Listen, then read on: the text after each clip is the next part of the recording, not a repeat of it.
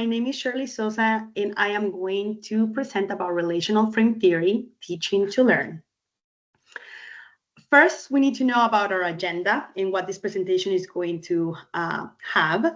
So first, we're going to talk about our objectives. These are very important because, of course, we need the CUs. Second, I'm going to give you a little bit of information about myself and my journey through ABA. Third, you're going to have an understanding of relational frame theory. I'm going to explain what it is. Then I'm going to make some differences between relational frame theory and verbal behavior. Then we're going to have, or I'm going to explain some terms that we need to be aware of before programming with relational frame theory. And lastly, I'm going to give some space for questions. So our objectives. At the end of this presentation, you're going to be able to understand what relational frame theory is. You're going to be able to identify the difference between relational frame theory and verbal behavior. You're going to have the necessary terms to program with relational frame theory. And you are going to have a little bit of an introduction to two curriculums that I really love that use relational frame theory. And you can use them when you are programming for your children. Something important here is that these two curriculum need a certification. So before you use them, please be sure that you are getting the proper training and the proper practice before using them with your children. So who am I? Like I said before, I'm Shirley Sosa. I am from Guatemala and I moved to the US in 2013. I graduated from the Francisco Marroquin University in 2013. And after that, I wanted to learn a little bit more about autism and what interventions you guys were using here in the US. So that's why I moved to the United States in 2013 as well. And I started a master's in 2014 at the University of Texas at Austin in early intervention special education. During my practicum, doing my master's, I started working at the Magnolia School as a preschool teacher with children from 2 to 5 years old. And we use direct instruction and precision teaching as main curriculums. After a couple of months, I became an RBT and I started working with autistic children between the ages of 5 to 7 years old. In 2016, I became a BCBA and I started working at the clinic part of the school. They had two different parts and it was very cool because the kids were in the school and the kids who needed like a little bit more help will come to the clinic and we will collaborate with the teachers so well. We use SPEAK, which is relational frame theory, precision teaching, and the big 6+6 to teach those skills that they were a little bit behind.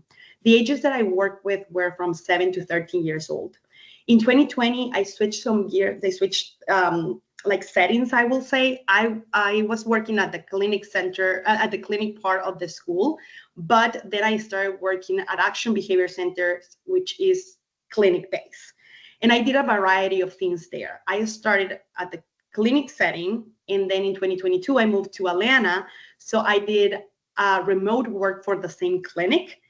Sure after that, I started doing some remote work for in-home. In my last months there, I did, again, clinic, but I helped throughout all Texas. Then I started working at Atlanta Autism Center as BCBA trainer, and my main job was to prepare the interns or the trainees to overcome the challenges that us as BCBAs encounter every single day. I didn't do preparation for the test. I did more clinical part. And now I'm an assessment specialist here at Level Ahead AB. So before we start with the presentation, I want to ask you a question. When you're programming with your child, what is your goal? Do you want to teach a list of skills, or do you want to teach them how to learn?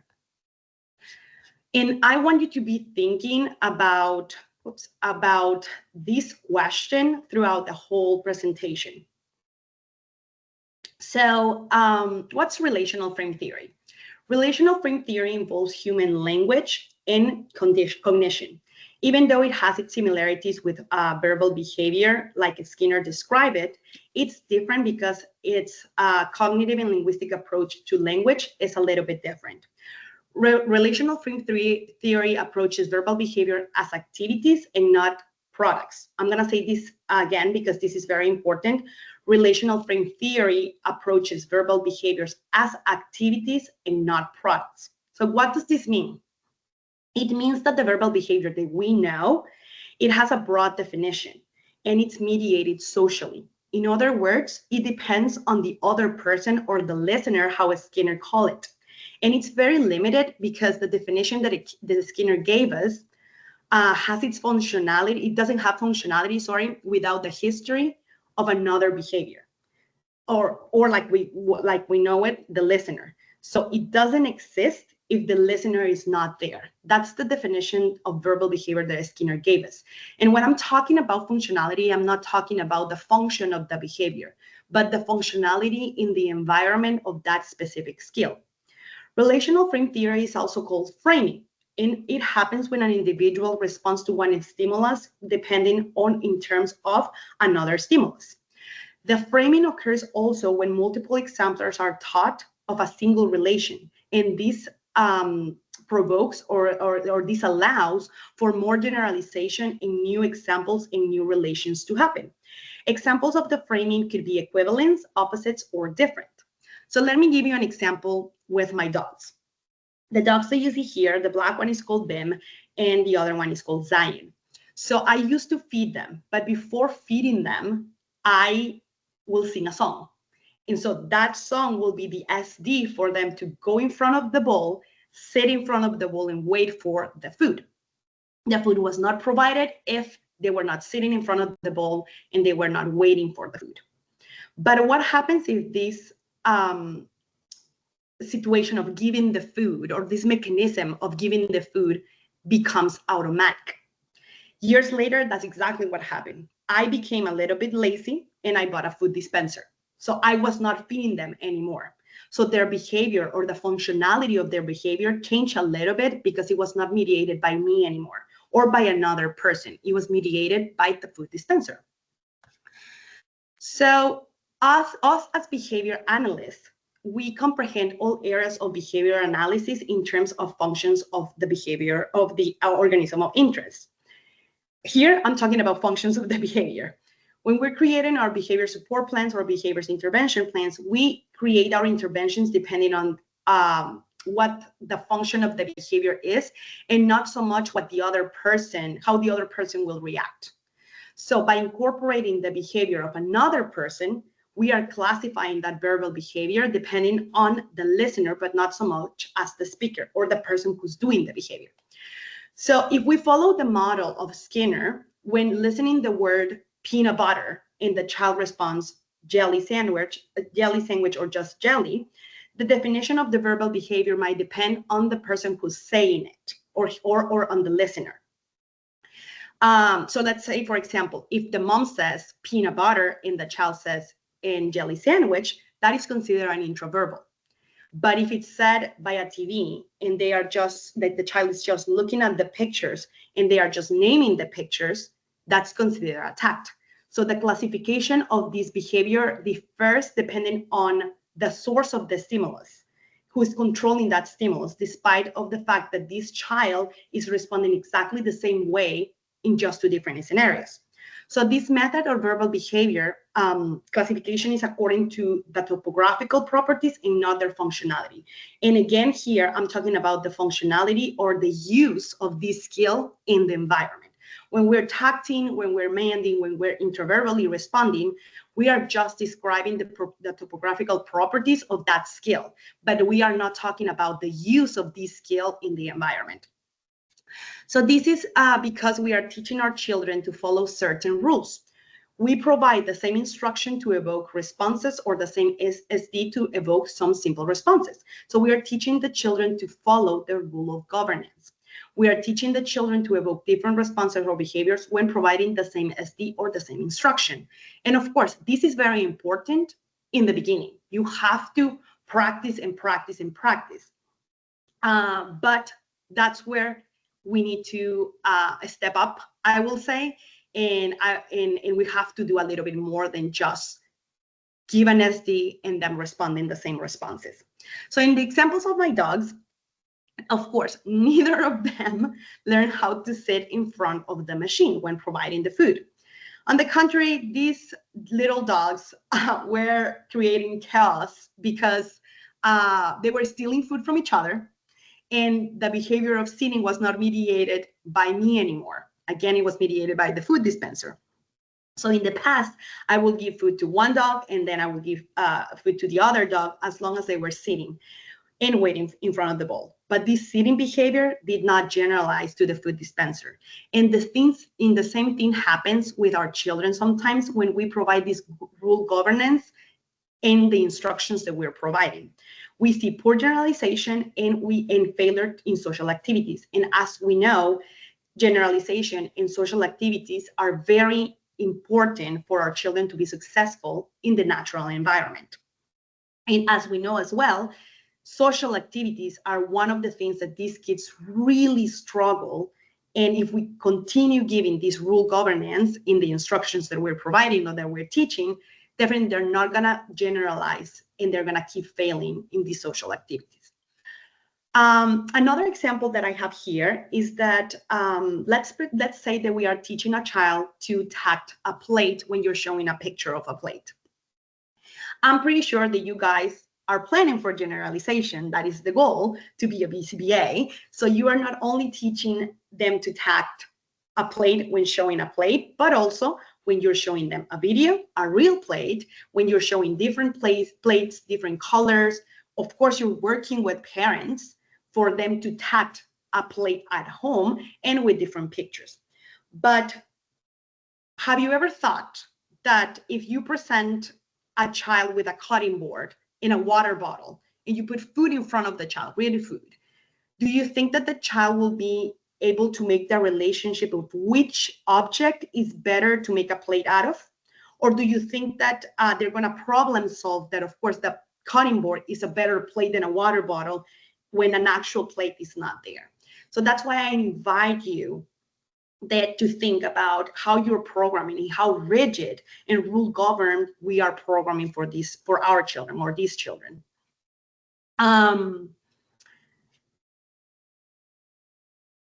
going to give you another example. Sorry, I made a mistake. I'm going to give you another example here. I have worked with several children who need to expand the skill of identification of common items.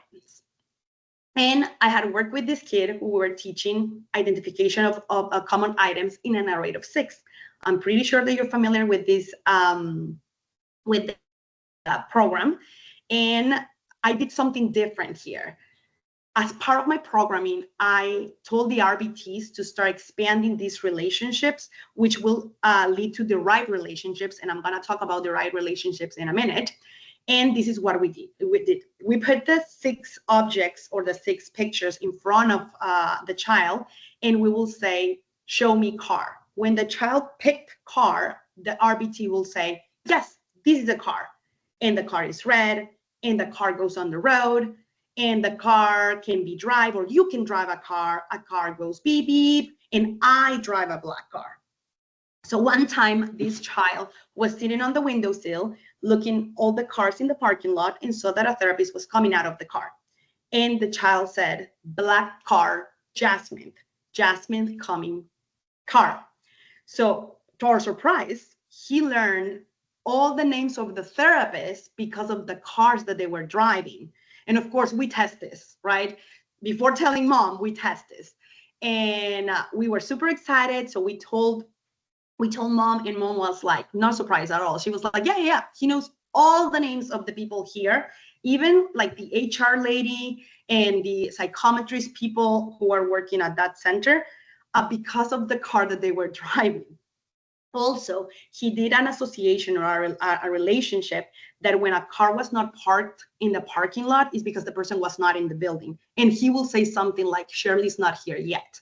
So those are the right relationships right there. And they have so many components to think about. For example, he has to be able to identify the color of the cars, the name of the therapist, discriminating the therapist. The presence of the car means that the person is in the building. Not presence of the car means that the person is not in the building, and other parts of this skill. So I want you to tell me how in your programming you start creating other types of relationships. How are your children learning how to learn? And of course, I don't want you to like unmute yourself. And I mean, if you want to, you're more than welcome to do it, but you don't have to. You can just put it in the chat and we can have a conversation about this. And if you are not creating your programs like this, that's fine. Put it in the chat and we can learn from each other. But I want to hear if you've done something similar like this.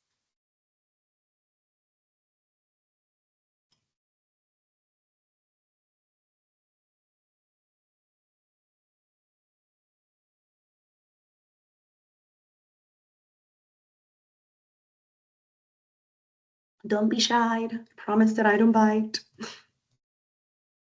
And like you said, it's fine if you haven't done it.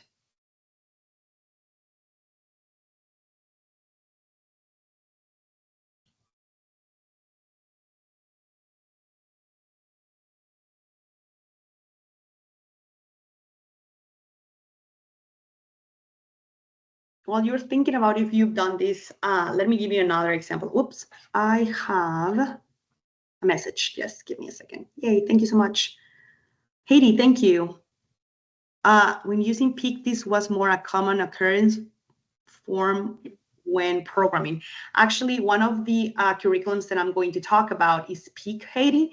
So do you mind describing your experience with it? Because I am just going to give a little summary of what peak is and how you can teach stuff with peak, but definitely when you're a person who uses peak, so maybe you can describe a little bit more of like what was your experience with it?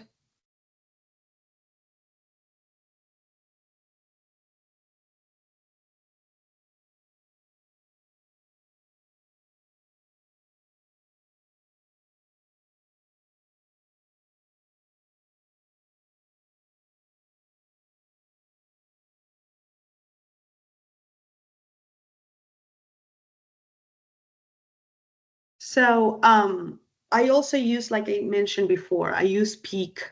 Sorry, first I'm gonna say what Haiti said. Haiti said, I love using peak, but I did find that when I use it for initial assessments and then handed it off to the other BCBA, oftentimes peak was not longer utilized due to lack of training. Yes, and like I said before, using peak is very, I don't want to say unique, because I think that all of the things that peak is showing us how to do, we already know it. It's just that they made it real life. And I think that in history, ABA has been too rigid when we are teaching things.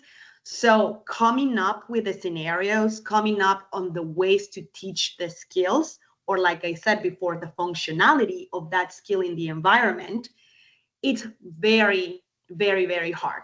So you really have to be very creative on how to teach it. And I agree with you, Haiti. It's very hard sometimes, and it's no longer utilized because they don't know how to teach it. They don't know how to use it. And of course, I'm gonna show a little bit of like the assessment, but they use triangles, and sometimes that could be just very overwhelming. And the way to when you are after the assessment, when you're scoring it, that could be also very intimidating. So definitely that is something that you really need to be trained on and practice, practice, practice, practice. But thank you so much, Haiti, for your comment. And like I said before, using peak, you just not need to be fluent in all the scoring sheets and all the activities to teach it, but also like fluent in coming up with like things to do in the moment if something is not working. But thank you so much, Haiti, for participating. So I'm gonna move on. So before we understand what the right relationships are, like I described before, we need to understand what basic relations and mediated generalization is. For this, I'm going to start with something that we probably already know, which is stimulus equivalence. And this one refers to the concept of a functional relationship between different stimuli. In other words, a stimuli can be treated as equivalent to something else by a person, and this might depend or is based on the individual's ability to respond to these stimuli consistently. So to understand this, we have this beautiful triangle that probably we've seen before, and we have A, B, and C. The first step in this is reflexivity, and this is matching to identical stimuli. We have A to A, right? It's exactly the same, A to A. In the example of my kiddo with the cars, we show a picture of a black car, and it's the same as a picture of the black car with the same brand. Nothing changes there. If we want to step up a little bit, we will go to another basic relationship that it's called symmetry. And this is a relation between two stimuli in two directions. This could be A to B, B to A, B to C, or C to B. And this is also called mutual entitlement. And in the example with my child, a picture of a black car is the same as a picture of a black car in the parking lot. As you can see here, the kids are like starting to do some 2D, 3D associations or relations or relationships there, right? And I'm pretty sure this is nothing new for you. But the next step is where the derived relationships occur. And according to the relational frame theory, this is a special generalized form of relational responding, and it happens when we have understanding between A and C and A. This is another feature of relational responding, that stimulus relation can mutually be combined and reveal new relations. So in the example of my child, knowing which car was whose, he also was able to understand that a car was smaller than a truck and that a dog was smaller than a car. Therefore, a dog is smaller than a truck. And we never taught that. I remember that how we discovered this was that I was playing with a dog. He was playing with a car and I was playing with dog, and we were saying that the dog will ride the car. And I said something like, "Ooh, small." And he put them in order. And he said dog, car, and then he put the big truck. And I was like, okay, so let's try in different scenarios. Let's try with different stimuli. So I tried with pictures and I tried with actual little cars. And then I went outside and I brought like a dog toy, and I said, show me which one is smaller, and the kid will point to the dog, or show me which one is bigger, and he will point to the car, and then he will point to the truck. Oh, show me which one is the biggest, and he will point to the truck. So this was like super cool to see that we never taught that. He was just making those relationships by himself. And again, like transitivity is also called bidirectional stimulus relations or combinatorial entailment. Do you have any questions so far with this? I'm pretty sure that you've heard about all of this, but if you have any questions or if you have any like examples from your practice, please share them here with us. Like again, you can put it in the chat, or you can just unmute yourself and say it. And like I said, this is like super cool to see when a child can make these relationships, because we are not teaching them. So you are not just using the same stimuli all over again. He was able to make those relationships.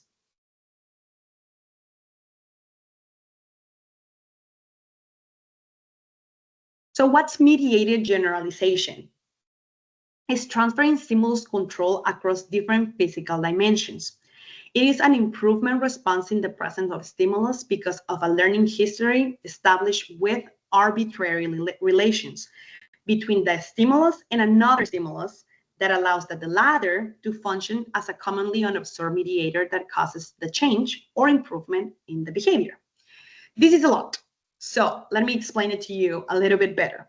The difference between stimulus equivalence and mediated generalization is that stimulus equivalence has relations that are defined between stimuli only.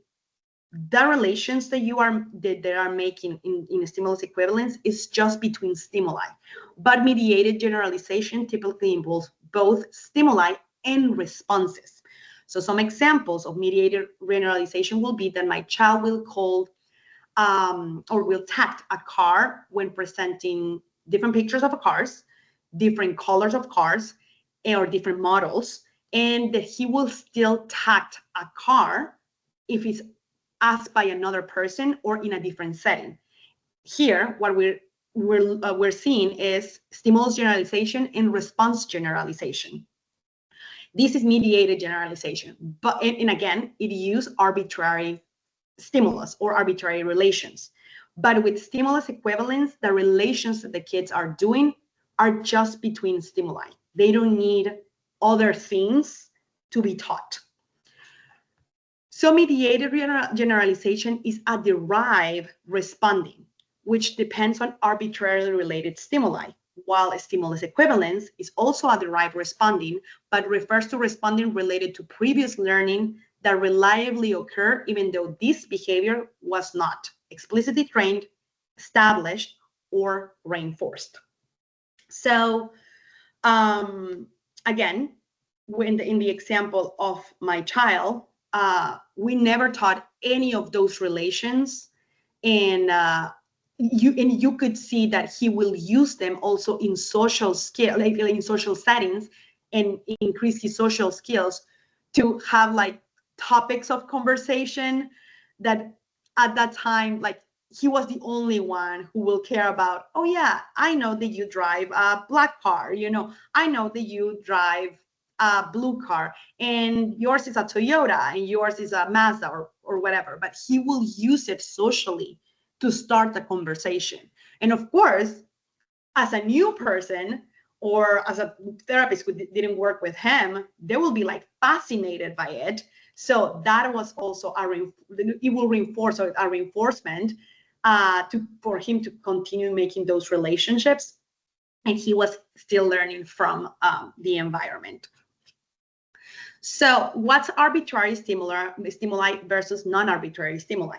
Like I said, the first curriculum that I wanted to show you that use relational frame theory is PEAK. PEAK stands for Promoting the Emergence of Advanced Knowledge, which is a curriculum designed to address a broad range of skills in knowledge area for autistic people. PEAK is divided in 4 areas. The first area is direct training, or the module of direct training. And this is very similar to what we do already. We directly train to build foundational skills and knowledge in areas such as language, social skills, and cognition. PEAK uses a little bit different when they are teaching when they are teaching directly, and they use the relational training systems by focusing on teaching complex relationships between concepts through the teaching or the direct teaching and practice. Like I said in the beginning of the presentation, yes, it is very important that in the early stages of teaching, they need to practice and practice and practice. But the goal here is for the learner to learn discrimination between the concepts and the stimuli. So that's the first thing that PEAK does. They start discriminating between concepts and stimuli. And that's what we also do when we're using BBMAP, when we're using ABLES. They're just discriminating between those two. The second one is PEAK generalization. And the purpose here is to ensure that the skills learned in direct training are generalized across contexts and situations. Again, nothing new here. We are probably already doing this. But the difference here is that they are trying to not only do response generalization and stimulus generalization, but they include teaching strategies to maintain and applying these skills in the non-structured training environments. The majority of the time, we plan to have response generalization and stimulus generalization still in a structured training environments. But what PEAK does is that they don't have these structured training environments. And that is when what Heidi was mentioning, that they don't use it. They will use it in initial assessment, but they were not utilizing it because you really need to come up with other ways to teach. And that is very hard. You cannot teach just sitting at the table and thinking that they are going to generalize these skills in non-structured training environments. The third module is PEAK equivalence, and the purpose is to teach complex relational responding through the concept of equivalence. And here they start doing some discrimination and they start doing some derived relationships. The equivalence module introduces the concept of equivalence classes, where the learners understand that different stimuli can be treated as equivalent or interchangeable based on learned relations. This module supports the development of higher order thinking and cognitive flexibility. And lastly, we have the PEAK cognitive skills. In the past was called transformation. And the purpose of this module is to enhance cognitive and problem-solving skills by focusing on more abstract and higher order thinking. The cognitive skills module targets advanced cognitive processes such as problem-solving, critical thinking, and perspective taking. Perspective taking was one of the areas of this module that I really enjoy to teach, because they give you some examples on how to do it, and they give you something easy as visual. They will have a they will have like a box, right? For example, this, and you will put this an object here and an object here, and you will say, and you will show the kid, and you will say, okay, what am I looking? And you will have a different object, and you will put it here, so they will be able to respond, and they will start understanding that perspective taking.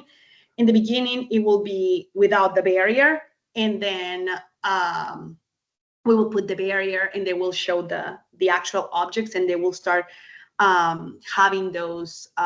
Will understand or having those understandings of how the perspective taking works. So the importance of PEAK here is to use the non-arbitrary stimuli. Here we are so used to, or we are accustomed to teach with actual pictures and with actual objects, that again, I'm going to repeat it again, this is not wrong, but we need to go further than that. Because only teaching with pictures and with actual objects, what causes is that they are not going to be able to generalize, and that's when ABA falls short. We should not be teaching a list of skills, but we should be teaching the frame, or as I mentioned before, the activities of this skill. PEAK uses the non-arbitrary stimuli to teach it, because they are teaching the concept of the frame with random stimuli. So let's say that we have a child, and in circle time, we want to teach them the weather. So what do? We show them a picture of the weather, and they will tap the weather.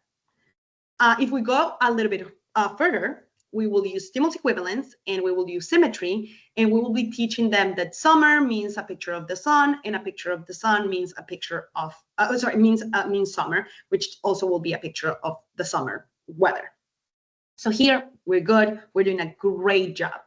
But again, we're just teaching them direct relationships here. What happens if the child knowledge just stays there, and they cannot make connections that summer also means short sleeves and shorts? Do you think that they're going to be able to dress for that occasion? I don't think so. I don't think that they will be able to identify, oh, it's sunny outside, I'm going to put my shorts in my short sleeves. Because we're not teaching them how to make those relationships in real life. So that's why PEAK uses the non-arbitrary stimuli. So how do we teach children to understand that summer means sun, but also means sandals, shorts, short sleeves, hat, sunscreen, the pool, swimsuit, all of the things related to the summer. Again, we are going to use the frame here with non-arbitrary stimuli. So an example will be, you're going to teach them that Jack's non-arbitrary stimuli is the same as hot. Nan is the same as cold. Jack's is the same as swimsuit, and Nan is the same as a sweater. So then you will show them this picture of that has a pool, a mountain, and a mountain with snow. So because they know that Jack's is the same as hot and swimsuit, when you ask Jack's is the same as, they're gonna pick the pool, and definitely they're not gonna pick they're not gonna choose the mountains or the snow. Again, here we're not teaching demanding, we're not teaching tacting, we're not teaching introverbals, we are not teaching echoics, we are not teaching receptively identification of objects. Here, what you're asking them to do is to make relationships between the non-arbitrary stimuli, which is Jack's, to the arbitrary stimuli, which is the pool, hot, and swimsuit. If we continue with this same situation, we can also teach opposites. You are gonna say again, Jack's is the same as hot, Nan is the same as cold, Jack's is the same as swimsuit, Nan is the same as sweater. Then you will show this, and you are gonna say Jack's is the opposite of, and because they already know that Nan is the same as cold and sweater, and Jack's is the same as hot and swimsuit, they will be able to pick Nan. Or if you want to use this picture again, you're gonna say Jack's is the opposite of, and they are going to pick the snow. As you can see here, we are not teaching specific stimuli. We're just teaching the frame. We're teaching the children to make those associations with the critical thinking that they have, and not so much memorize stimuli or memorize situation or memorize responses. So this is another question for you guys. Have you ever thought about programming like this? And how often in your programs do you use non-arbitrary stimuli? I would love for you guys to tell me. Like, again, you can put it in the chat, or you can just unmute yourself.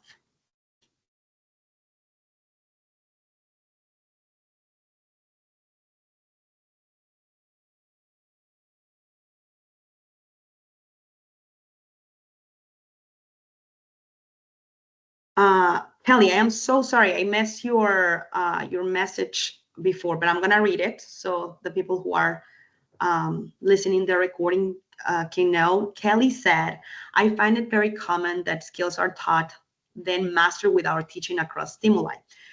Common that skills are not taught loosely with a variety of SDs, variety of items, and transitioned across verbal operands. And you know what?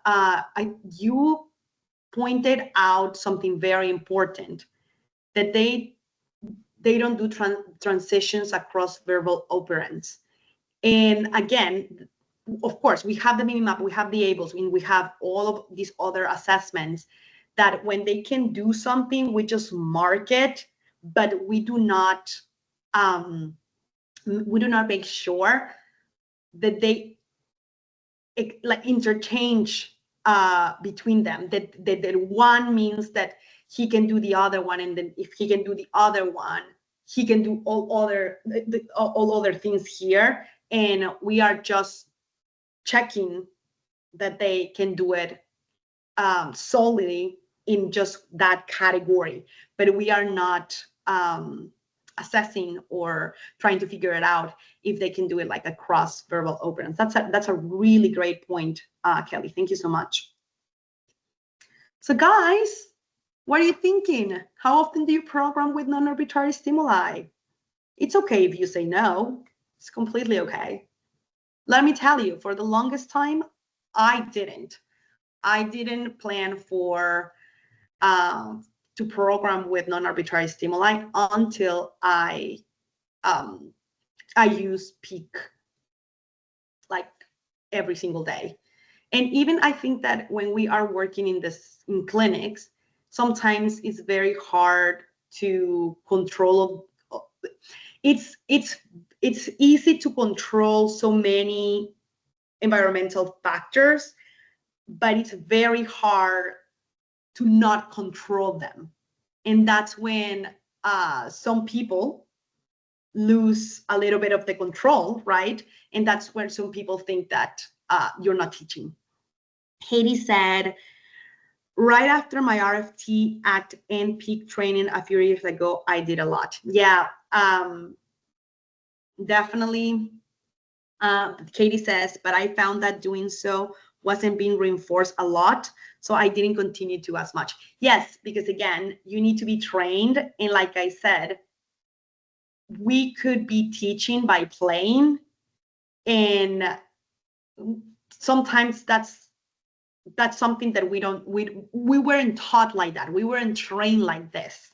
We were trained to teach the children in a very structured environment with a picture or an object or a video and at the table. So yes, like you said, it's not reinforcing at all, and you don't have a lot of people to talk about it, and it's you feel alone. And again, you need to have some training and you need to have some mentorship there to know if you're doing it right. So if you are alone in this, yeah, more likely will be that you are going to stop using it for sure. Surely, it's easier for me to just talk than to type.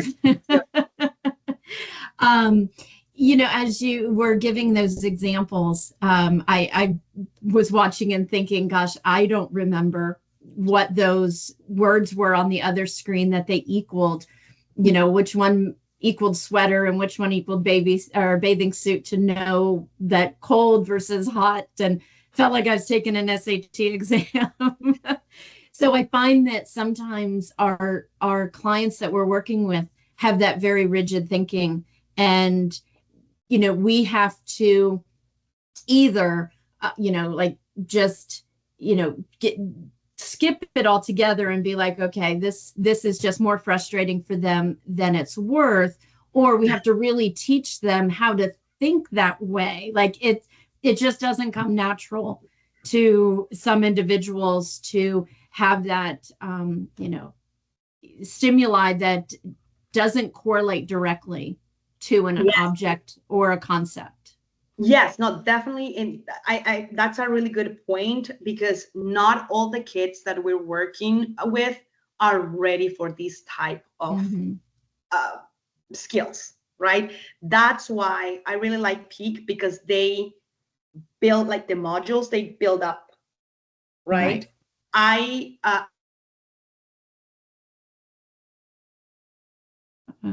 do we lose can her? use a little bit of direct training, and you can use a little bit of equivalence or in generalization, and you can mix them up. But if your kid has very low skills, definitely you cannot do. You cannot. I learned it as transitive. I'm sorry, as transformation. So for me, it's very hard to use the other word, which is cognitive skills. So definitely, you will have to teach them how to learn in non-structured environment. Let me give you one example. I at my old job, I inherited a kid, and this kid, when I started working with him, he was able to sit in front of the table for 5 minutes and do table work. You know, I was like super impressed. He was 3 at the time, and I was like, wow, like good for you, dude. But what I realized was that he was only doing it because the reinforcer that they were using was food. The moment that I remove food as a reinforcer, that skill of sitting at the table disappeared. So, of course, mom was telling me, please, please, please, please stop with the snacks. Like, I cannot afford them anymore. He's gaining some weight, like healthy, like he cannot be eating 20 little Oreos. Like, please, please, please. So that was one of the things that mom asked. So what I did was like that I removed completely the food. All of those skills were not generalized. He was not doing it. We had a bunch of behaviors, RBTs will tell me, but he used to do this and this and this. But like, again, they were not teaching him how to generalize these skills in a non-structured environment. So I had to take not one step back, 1,000 steps back, and I started teaching through playing. He was not allowed to go near a table unless he wanted to. But he was not allowed to sit. He was not expected to sit. He was not expected to do anything by the table. And he started learning like that. And we realized that then when we wanted him to sit again at the table was way easier than when I first started with him, because he was already learning even like how to sit at the table for longer periods of time in non-instructor situations. So you have to teach your children how to be tolerant of the different skills, and how to build them up, so for them to be able to make these associations and higher thinking, right? Because it's not gonna come up right away. You will have to build them up. So yes, thank you so much, Kelly, for that. And let me tell you that when I used Speak and I did this association of words, I did it with several kids, and just one kid got almost all the questions right, that I doubted myself. I had to, like, the first time that I did it, I was like writing the answers, and I doubted myself that I was recording them correctly, because he was getting them all right. So I redo it again, and I had like a cheat sheet and all of that, and he got them all of them right. But again, like, this kid had been in therapy for a very long time, so he knew, and the supervisor of that kid was a really great BCBA, and Peak was not a thing at that time, and he was able to make those associations or those relationships because the way that this BCBA was teaching him. Shirley, I just wanted to jump in. It's Haiti. That just reminds me of, a few years ago when I was using Peak a lot during my initial assessments.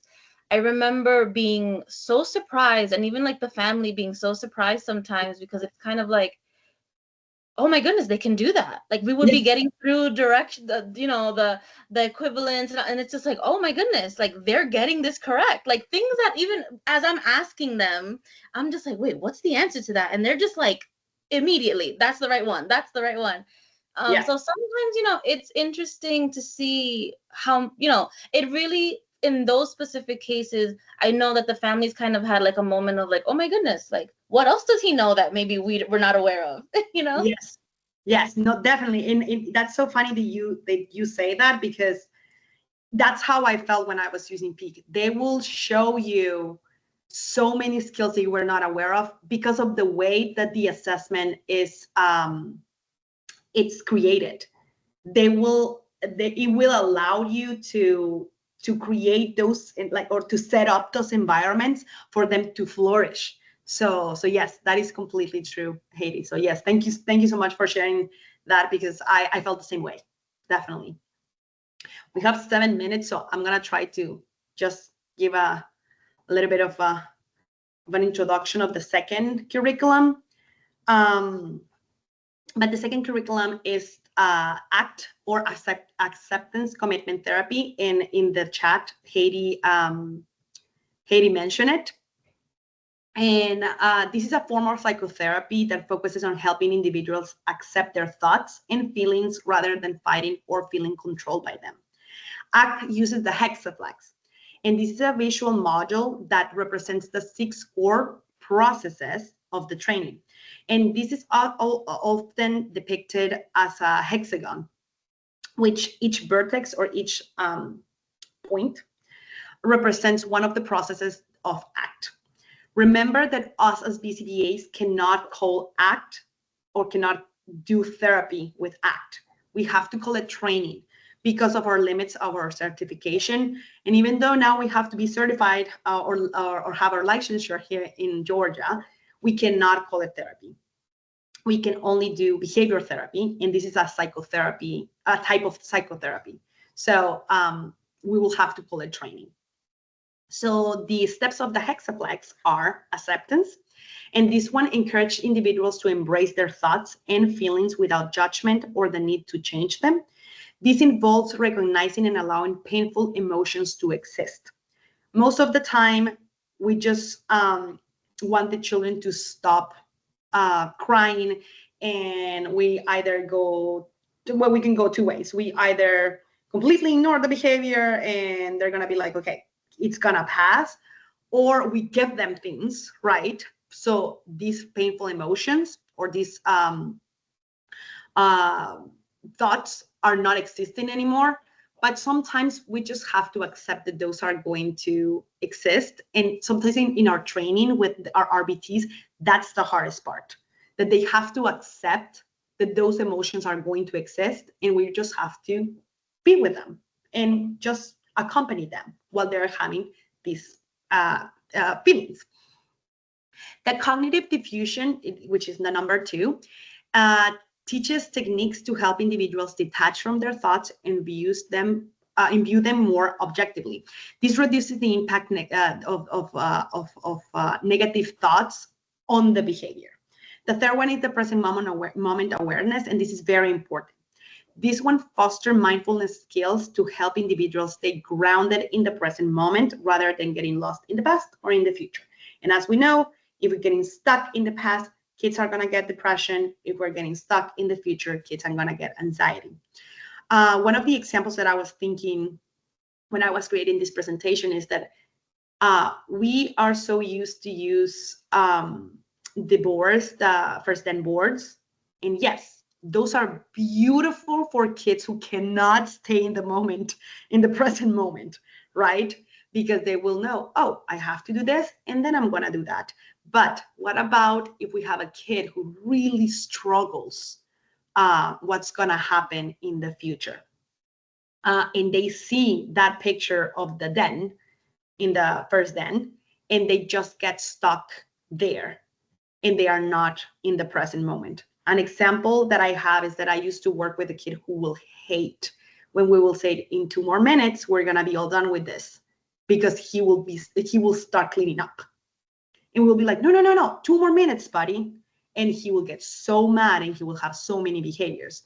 Clearly, we stopped priming him. We never did first then with him. And he was just going with the flow, because he will get stuck in the future, and he was not able to like work or just to manage being in the present moment, because he was just thinking about what will happen, that he will have to clean up. And of course, at some point, we will have to teach them how to learn that and how they can be in the present moment, knowing what's going to happen in the future. But as a first thing, we had to not using it. The fourth one is self as context, and this is helping kids understand the difference between their thoughts and their true self. The perspective allows them to see themselves as more than just their thoughts and feelings. The next one is values clarification, and this is assisting individuals to identify their core values and what truly matters to them. Most of the time, we only think about what our values are and what the family's values are, but rarely we think about what the kids want. And this is something very cool. When I was working with ACT and with other kids, the majority of the things that the kids will say will be that they were not, the parents were not listening to them, and they couldn't say anything.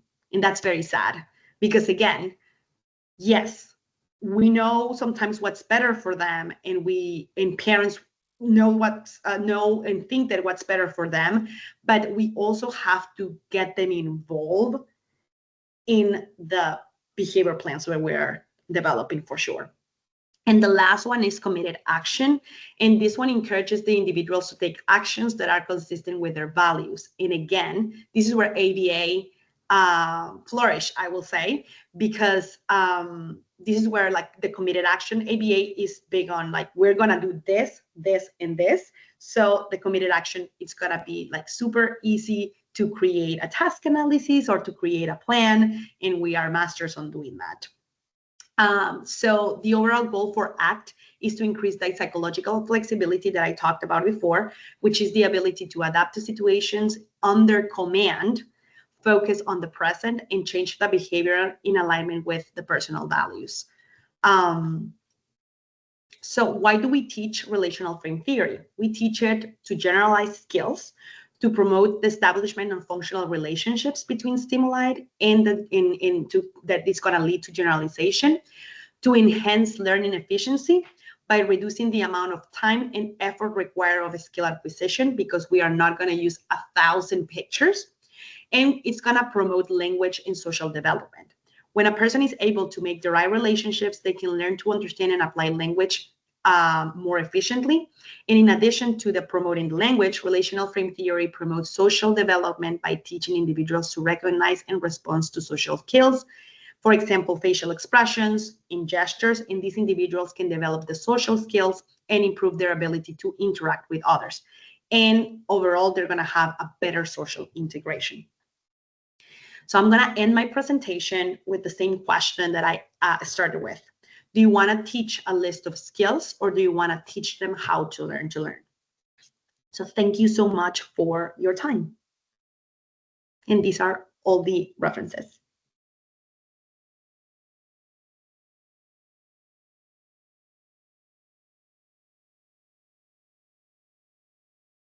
I don't know